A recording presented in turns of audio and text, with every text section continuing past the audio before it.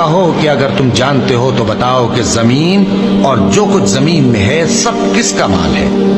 جھٹ بول اٹھیں گے کہ اللہ کا۔ کہو کہ پھر تم سوچتے کیوں نہیں؟ ان سے پوچھو کہ 7 آسمانوں کا کون مالک ہے اور عرش عظیم کا کون مالک ہے؟ بے ساختہ کہہ دیں گے کہ یہ چیزیں اللہ ہی کی ہیں۔ کہو کہ پھر تم ڈرتے کیوں نہیں؟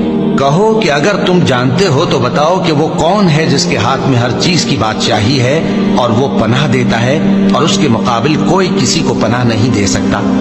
فوراً کہہ دیں گے کہ ایسی بادشاہی تو اللہ ہی کی ہے۔